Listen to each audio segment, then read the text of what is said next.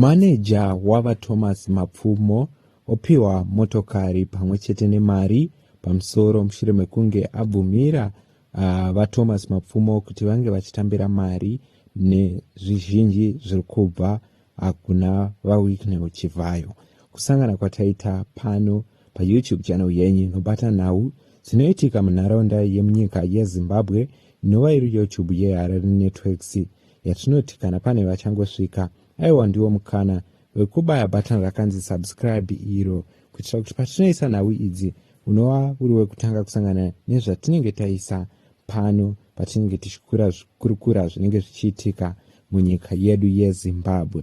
Zuva ranhasi tiri kuzivisa kuti Wicknell Chivayo gift Thomas Mapfumo's manager brand new Toyota Fortune, and also on top of that akaisa mari inokwana kuita $10,000 cash. Mushure mekunge vaThomas Mapfumo vane zvizhinji zvavakapromiswa navaChivayo, so pakataurika nhau dzemari yaikwana kuita $1 million yakataurwa navaChivayo pachinzi ipo vaChivayo vaiti ivo vaThomas Mapfumo vakabvuma kupefoma pabirthday ravaChivayo pamwe chete nemuchato wamusician Japreza vaipiwa mari iyi. Asi takaona vaThomas Mapfumo vakazouya mushure mekunge vamupa nguva vachiti ndichapindura mushure ndapedza kukurukura nevavanoshandidzana navo, asi vaThomas Mapfumo vakazodzoka vachiaccepta mari iyi yedeal yavanga vapiwa navaChivayo. Pasina nguva zvakare toona vaChivayo vakapromisa kuti vaThomas Mapfumo pavachasvika muZimbabwe vachange vachivakirwa imba yavo yakakurisisa kuBorodale, and also avo upiwa motokari yekufambisa.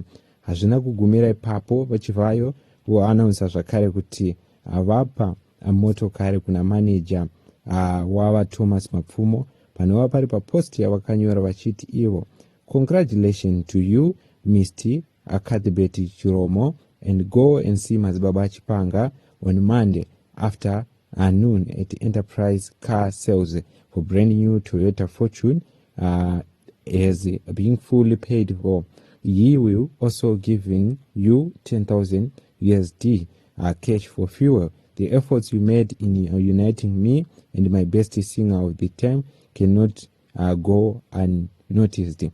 Maoni ashoti chete aya regai varambe vachiita nwezi rimwe zita rangu rekunyika dzinonzi chiranga mapenzi paper 2 paper 3 and paper 4 loading.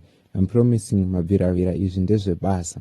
Ndo shoko yakanyorwa navaWicknell Chivayo vachiti ivo avapa manager wavaThomas Mapfumo mushure mekunge vachiti manager uyu aita kuti akabatanidza vaThomas Mapfumo pamwe chete navaWicknell Chivayo. Izvozvo zvimwe zviri kutaurika, ndidzo nhau dziri kutaurika. Munoti pamusoro pekupiwa kwamanager wavaThomas Mapfumo motokari. Ndiyo news yatinayo pano paHarare Networks zuva ranhasi. Tichikutendai kuno vese vanosapota YouTube channel yedu.